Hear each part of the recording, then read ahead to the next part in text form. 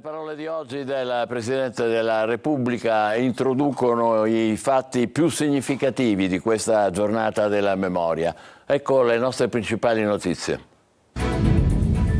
Palermo, istituzioni, ministri e tanti studenti all'inaugurazione del Museo del Presente dedicato a Falcone e Borsellino. Per Maria Falcone il museo deve rappresentare un punto di svolta. La Sicilia intera ricorda le stragi del 92, a Palermo 5.000 studenti arrivati da tutta l'isola, ad Agrigento serpentone umano attorno al Tempio della Concordia, a Messina studenti in corteo in centro. Capaci di crescere, a Librino, Catania, la giornata della legalità celebrata da scuole e istituzioni attorno all'albero dedicato a Falcone. Blitz antimafia nel Nisseno, 9 arresti, smantellato il clan di Campofranco che si stava riorganizzando dopo la scarcerazione del boss di Cosa Nostra. Catania verso la liberazione di via Santa Sofia. La pattuglia fissa dei vigili e le raffiche di multe hanno consentito di sgombrare almeno una parte della strada, ma restano le polemiche per la nuova pista ciclabile. Agrigento è in piena crisi idrica, l'acqua arriva nei rubinetti una volta a settimana, tempi biblici per sostituire l'attuale rete colabrodo, se ne riparlerà nel 2028. Il Teatro Antico di Catania rivive grazie alla Melano Festival, in scena l'Antigone di Sofocle. Calcio, Palermo domani in campo a Venezia per la semifinale di ritorno degli spareggi promozione. Rosanero obbligati a vincere con almeno 2 gol di scarto. In Serie C il Catania prepara la trasferta di Avellino.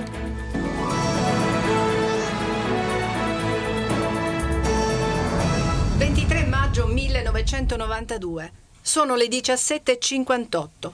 Una carica di 500 kg di tritolo, nascosta in un tunnel scavato sotto l'autostrada vicino allo svincolo di Capaci, viene azionata con un telecomando dal boss Giovanni Brusca, che si trova a breve distanza su un'altura. La detonazione provoca un'esplosione immane e una voragine enorme sulla strada. Muoiono il giudice Giovanni Falcone, la moglie Francesca Morvillo, anche lei magistrata, e gli agenti di scorta Vito Schifani, Rocco Di Cillo e Antonio Montinaro. 32 anni dopo, Palermo ha ricordato la strage di Capaci così. Marco Gullà.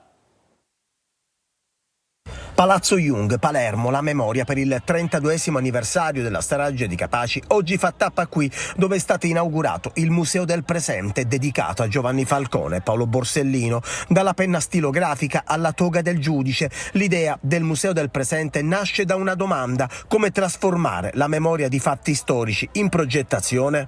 32 anni, ma è come se fosse ieri. Però oggi qua abbiamo un motivo in più per essere soddisfatti, perché questo museo rappresenta la coronazione di tutta l'attività svolta dalla Fondazione in questi 30 anni. Resterà qua perenne una lezione di legalità continua. Presenti i ministri San Giuliano, Nordio e Piantedosi, un ricordo sempre vivo ed emozionante è quello dell'ex presidente del Senato, Pietro Grasso. È una ferita che non si rimargina e non si rimarginerà mai, quindi per me non è solo questo giorno che sento la presenza di questa ferita, perché il mio amico Giovanni Falcone mi manca moltissimo, e anche se viene ricordato come il grande magistrato, la persona che è il simbolo della lotta alla mafia, per me è soprattutto il mio amico che mi manca. Una mafia diversa rispetto a quella di 32 anni fa, una mafia che fa affari, che avvelena l'economia, una mafia stragista che non esiste più. I boss vivi sono al 41 bis.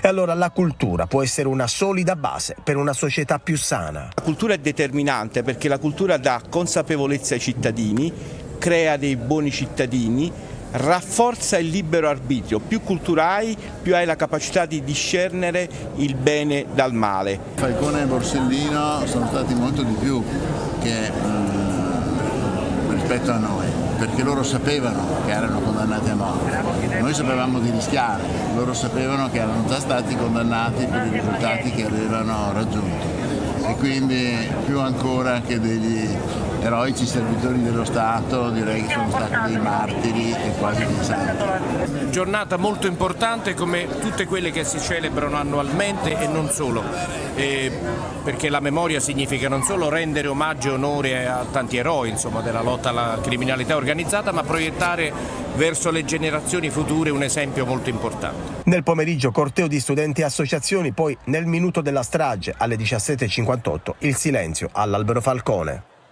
Grande raduno a Palermo con 5.000 studenti arrivati da tutta la Sicilia.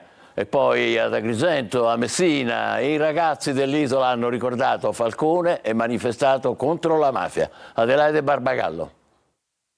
Sono arrivati da ogni angolo della Sicilia. In 5.000 si sono dati appuntamento a Palermo per dire no alla mafia, per ricordare la strage di Capaci. Il silenzio è complice, si legge nei loro cartelli. Sono le ragazze e i ragazzi della Rete per la Cultura Antimafia che riunisce 139 scuole e che ha organizzato 50 manifestazioni in Sicilia. Rappresentazioni teatrali, letture di poesie e performance musicali si alternano in piazza Vittorio Emanuele Orlando a Palermo. Chi è rimasto nella propria città esprime con la creatività tipica dei giovani i valori che vuole affermare. Ad Agrigento una catena umana abbraccia il Tempio della Concordia, tutti tenendosi per mano, un giro tondo in memoria di Falcone e di tutte le vittime di mafia. La cultura, arma formidabile per combattere ogni forma di violenza. A Messina oltre 1.000 hanno sfilato lungo le vie della città, ultima tappa la cattedrale, bandiere tricolore, simboli di pace e cartelli. Gli uomini passano, le idee restano, si legge in molti. A Catania, anche quest'anno, i gradini del Tribunale si sono trasformati nella scalinata della legalità. Gli studenti del liceo Emilio Greco hanno realizzato l'opera che ritrae i volti dei magistrati Falcone e Borsellino immortalati nel famoso scatto di Toni Gentile. La scalinata farà da scenario alle iniziative dell'Associazione Nazionale Magistrati di Catania. Eccola qui, l'avete appena vista. Capaci di crescere. A Librino la giornata della legalità celebrata da scuole e istituzioni attorno all'albero dedicato a Falcone. Luca Ciliberti. Chiara, che cos'è questo? Questo è l'albero che è stato piantato circa 10 anni fa in onore di Falcone. A Catania dal 2015 esiste l'albero Falcone, è piantato in un luogo simbolo della lotta alla mafia all'interno del polo educativo Villa Fazio a Librino, quartiere con uno dei più alti tassi di criminalità. Qua ci sono dei pensieri dei nostri studenti, possiamo leggere questa che è una frase di Moro che cita: ci sono stati uomini che passo dopo passo hanno lasciato un segno con coraggio e con impegno, che è uno dei testi delle canzoni di Fabrizio Moro. Il giudice Falcone lo amavo tanto, proprio lo amavo tanto, era una meravigliosa persona, gentile, timido, amava Palermo, amava la giustizia, non lo volevo vedere morto. Stamattina i ragazzi delle scuole e le autorità si sono ritrovate per il 32esimo anniversario della strage di Capaci. Questa è una giornata molto importante, noi cerchiamo in queste zone di sensibilizzare tantissimo i ragazzi a questo tema. Abbiamo cercato di fargli capire cos'è la mafia, perché essere contro la mafia e speriamo di ottenere dei risultati. Ovviamente noi non c'eravamo in quei tempi, però per come quello che ci hanno raccontato è tristezza, una cosa brutta. Perché se siamo qui oggi è grazie a loro pure. L'evento Capaci di crescere, condotto da Ruggero Sarda e promosso per il 9° anno consecutivo da Fondazione Bene, Consorzio Solco, Rete Imprese Sociali Siciliane in collaborazione con l'Istituto Francesca Morvillo, nasce per celebrare e diffondere una condotta fondata sulla legalità, promossa come stile, come comportamento e unica opportunità di sviluppo per il territorio. È difficile ribellarsi a contesti, diciamo, che vivono borderline con la criminalità, con la mentalità anche mafiosa. Loro vivono molto questo ambiente, quindi è radicato in loro e quindi spesso affrontare questi temi è molto difficile anche per noi insegnanti. Qual è l'aspetto, diciamo, con cui vi scontrate più frequentemente? Il rispetto delle regole, dalle più semplici. Quella per noi è la lotta quotidiana. La mafia la conoscono? La mafia sì, la conosco. E adesso le valutazioni sulla mafia di oggi del direttore del quotidiano La Sicilia, Antonello Piraneo. Direttore, in 32 anni la mafia è cambiata, non è più quella stragista, non spara più. non spara più, ma è sempre pericolosa, probabilmente proprio perché è più nascosta è ancora più pericolosa. I business sono sempre gli stessi, le armi, la droga, la corruzione, i grandi appalti, e gli agganci sono sempre gli stessi. Gli agganci che vengono cercati sono assolutamente uguali, sono quelli con i palazzi in cui si decide, e il fatto che si operi in maniera più nascosta rende la mafia, le mafie ancora più pericolose. Bisogna attualizzare le figure di Falcone e Borsellino 32 anni dopo. Attualizzarle partendo non dalla retorica della memoria, ma dagli esempi concreti che si danno ai giovani, cioè ai cittadini di domani, partendo dalle cose più banali, dal rispetto delle regole. Le altre notizie: blitz antimafia nel Nisseno, 9 arresti, smantellato il clan di Campofranco che si stava riorganizzando dopo la scarcerazione di un boss mafioso. Tonino De Mana. 9 persone sono state arrestate dai carabinieri nell'ambito di un'operazione coordinata dalla direzione distrettuale antimafia di Caltanissetta perché ritenute appartenenti ad un clan mafioso operante a Campofranco. 7 sono state condotte in carcere, 2 ai domiciliari, mentre un altro soggetto è attualmente ricercato. Sono indagati per associazione di tipo mafioso, estorsione aggravata dal metodo mafioso e dalla disponibilità di armi, detenzione e spaccio di stupefacenti in concorso. L'indagine è stata avviata nell'ottobre 2022 dopo la scarcerazione di Angelo Schillaci. Gli indagati, in gran parte presunti appartenenti alla famiglia di Campofranco, si sarebbero adoperati per la riorganizzazione del clan attraverso il reperimento di armi e la costituzione di una cassa comune con i proventi illeciti delle estorsioni e dello spaccio di stupefacenti. Sono stati accertati 4 tentativi di estorsione con atti intimidatori ai danni di alcune ditte impegnate ai lavori di rifacimento di opere pubbliche nei comuni di Campofranco e Milena e di un operatore commerciale di Campofranco, nonché 3 estorsioni ai danni di imprenditori e commercianti. Il clan aveva rapporti anche con soggetti di Milena e della provincia di Agrigento. La rapina di 2 anni fa nel parcheggio dell'ospedale San Marco di Catania. Presi i 5 autori, inchiodati dalle immagini dell'ospedale. Uno di loro si vedrà lanciare droga e cellulari in carcere. L'indagine della squadra mobile Etnea ha ricostruito le fasi del colpo e i componenti della banda che nel giugno del 2022 avevano rapinato la cassa automatica del parcheggio portando via oltre 2.000 euro. Scoperto, come avete visto, anche un traffico di droga e di telefonini a favore di un detenuto in Piazza Lanza. Per tutti e 5 i rapinatori il giudice ha disposto la custodia in carcere. Catania, più multe e meno traffico in via Santa Sofia, spesso congestionata a causa del parcheggio selvaggio. La presenza fissa dei vigili urbani migliora la situazione, ma intanto tra le polemiche prende forma la nuova pista ciclabile. Tonino De Mana. Dopo le giornate di passione e le tante lamentele degli automobilisti raccolte anche durante i nostri servizi TG, sembra esserci un po' più di calma in via Santa Sofia, una delle strade più congestionate di Catania e snodo cruciale per raggiungere il Policlinico e la cittadella universitaria. Le vibranti proteste ed alcuni accorgimenti da noi auspicati hanno portato qualche risultato utile, anche se presto, per cantare vittoria. La presenza fissa di una pattuglia della Polizia Municipale ha consentito di liberare una parte della strada che subiva un restringimento perché alle auto in sosta vietata si aggiungevano quelle in doppia fila. Raffica di verbali a ridosso dell'ingresso del pronto soccorso con una sanzione di 42 euro che si riduce a 29 in caso di pagamento entro i 5 giorni. È stato il primo passo, ma non il solo, visto che i vigili urbani hanno dirottato il traffico in un'altra corsia, evitando il famoso tappo all'altezza del parcheggio dell'ospedale. Meglio i bus. Quantomeno si cammina più tranquilli, più sereni. E non c'è il problema del parcheggio, l'ansia? No, completamente, qua è il problema del parcheggio. Tant'è vero, io sono sceso da Palagonia col bus. Oggi la presenza dei vigili con numerosi verbali ha un pochettino alleviato i disagi. Sì, però penso che possono fare ben poco perché c'è troppa confusione. Sempre in via Santa Sofia proseguono i lavori per la realizzazione della pista ciclabile con l'amministrazione Trantino che, prendendo atto delle criticità, non intende fare marcia indietro. Per raggirare l'ostacolo del balcone è stato deviato il tracciato della nuova pista ciclabile in fase di realizzazione in via Santa Sofia. Ma non mancano le polemiche? Giro tutto il mondo. È un obbrobrio così, come pista ciclabile, non l'ho mai visto. Intanto è stata avviata una raccolta firme contro la pista ciclabile, a promuoverla i rappresentanti della 4ª municipalità.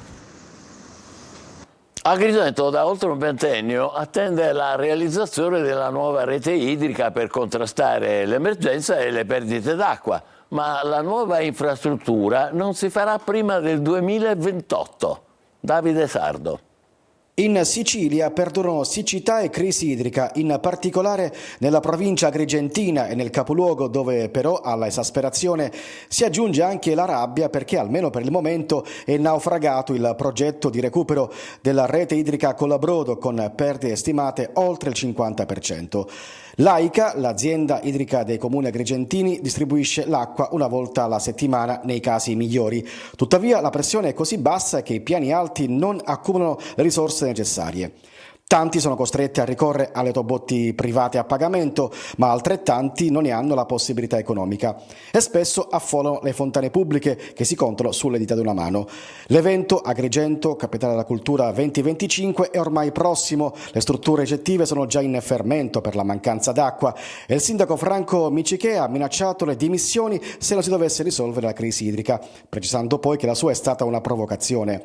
Il primo stralcio dei lavori per 44 milioni di euro per la rete idrica avrebbe dovuto concludersi entro il 31 dicembre scorso e invece no. I lavori non sono iniziati perché tutto l'iter si è concluso a fine novembre di quell'anno. È un intervento che ha un lasso di tempo di realizzazione 3 anni. Comunque il finanziamento FSC ha un periodo di realizzazione che andrà a scadere nel 2029. Quindi siamo in un range di tempo che per quanto ci riguarda ci fa stare tranquilli in ordine alla realizzazione. E quindi proseguirà la telenovela della rete idrica ad Agrigento che si protrae dai primi anni 2000. Catania, il teatro antico rivive grazie all'Amenano Festival. Ieri in scena l'Antigone di Sofocle, nel pubblico centinaia di studenti che in qualche caso sono anche attori. Lorena Dolci. E hai osato trasgredire questa legge? Sì, perché non veniva da Zeus, la tua legge. La giovane Antigone torna a far vibrare le sue ragioni fra le pietre del teatro greco-romano di Catania. Una voce che sfida il potere e sacrifica la vita pur di assicurare al fratello Polinice la sepoltura che il re di Tebe, Creonte, non vuole concedergli. Despota sordo e che non intende sottomettersi alle richieste di una femmina. Con questa tragedia di Sofocle, simbolo dell'emancipazione femminile e della libertà di coscienza, l'Amenano Festival rianima questo spazio unico. Il nostro desiderio è il nostro più grande, il nostro lavoro è finalizzato anche a poter ridonare questo teatro a tutti gli artisti, alla città e ai catanesi e non solo. Tra il pubblico che affolla la Scalea, studenti da tutta Italia, come quelli dell'Istituto Fermi di Novara che mettono in scena Le Troiane. Molto emozionante, abbiamo anche un po' d'ansia, devo dire, tutti quanti. I classici studiati sui libri di scuola rivivono così in questo teatro incastonato fra i palazzi dell'Ottocento che solo in parte l'hanno restituito alla città. Non prendevano fuoco, ma il grasso delle cosce colava. L'indovino Tiresi anticipa la punizione divina che si abbatte sul dispotico re, interpretato dalla stessa regista Cinzia Maccagnano. Una parete sullo sfondo fa da tela la Sandy artist Stefania Bruno, che con le dita nella sabbia sottolinea gli stati d'animo. Lievi trascorrendo di sofferenza in delitto e ad acquistare saggezza da vecchi. Affascinante, facciamo una breve pausa, tra poco il calcio con le attese di Palermo e Catania per i play-off. State con noi.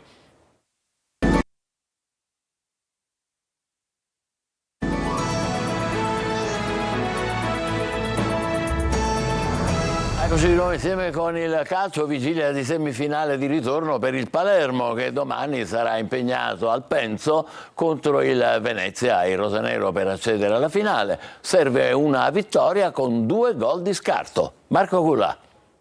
Nulla è impossibile, soprattutto nel calcio. L'impresa dell'Atalanta, di ieri vincitrice dell'Europa League, può sicuramente rappresentare un pieno di fiducia per il Palermo, che domani, nel ritorno della semifinale playoff al Benso contro il Venezia, per passare in finale dovrà vincere con 2 gol di scarto, dopo lo 0-1 della data. Difficile, ma non impossibile. In stagione sono state 8 le vittorie di questo tipo, una proprio al Penso. A prescindere dal fatto che servono 2 gol e che abbiamo 90 minuti più recupero per fare 2 gol, una squadra deve avere equilibrio, quindi bisogna capire anche come stanno alcuni giocatori, le condizioni di alcuni giocatori, però poi si può provare ad avere pochino più di forza offensiva, si può fare tutto, però bisogna avere la capacità di capire che se tu dovessi prendere un gol diventerebbe ancora più complicata.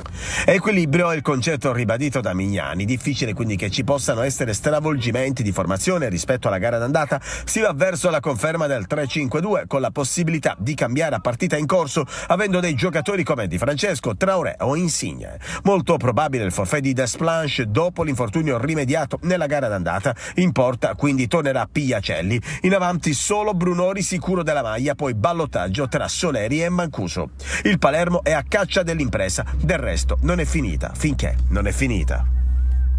Il Catania fra 2 giorni giocherà il ritorno dei quarti in casa dell'Avellino, forte dell'1-0 dell'andata e dello stato di forma di alcuni suoi giocatori. Marco Carli. Un tempo, quando si esaminava una squadra, si partiva spesso dal suo asse centrale, difensore, centrocampista, attaccante di riferimento. Ecco, se si comincia da qui, forse si trova qualche chiave per il Catania del presente che a ben guardare nasce prima dei playoff, nella partita con il Benevento che chiude la stagione regolare. Guaini dietro migliora di partita in partita. Welbeck in mezzo non è un regista arretrato alla Pirlo per intenderci, ma fa un grande lavoro e con l'Avellino serve pure Cianci per l'1-0. E poi appunto il Bomber, 6 gol nelle ultime 9 fra stagione regolare e playoff, e quella sensazione, quando la palla arriva a lui, qualcosa può succedere. Sensazione che accompagna solo i momenti d'oro. Guaini, Welbeck, Cianci, l'asse del Catania che funziona. Poi certo c'è tutto il resto, vale a dire gli altri giocatori, ma anche l'imponderabile, che vale tanto nei playoff come dimostrano le prime 3 partite. Ecco, le partite una alla volta. Ora c'è il ritorno, ambiente avellinese in attesa, non ci saranno tifosi del Catania residenti in Sicilia, come è successo ai campani per la partita di andata.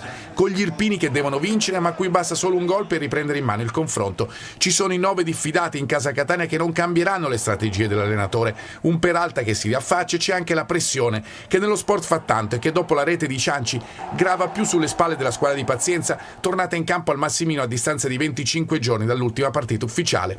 In più il Catania adesso ha forse una convinzione, un cuore per dirlo alla Zeoli che prima non c'era, e come detto un asse centrale che funziona. Se conterà più di tutto il resto lo dirà sabato la partita del Partenio. E siamo alla pallanuoto femminile, partita verità per l'Orizzonte che stasera alla piscina di Nesima contro Plebiscito Padova si gioca lo scudetto. Le ragazze di Martina Miseli vanno a caccia del 24° trofeo. Noi ci fermiamo qui, grazie per averci seguito, appuntamento alle 20, buon pomeriggio.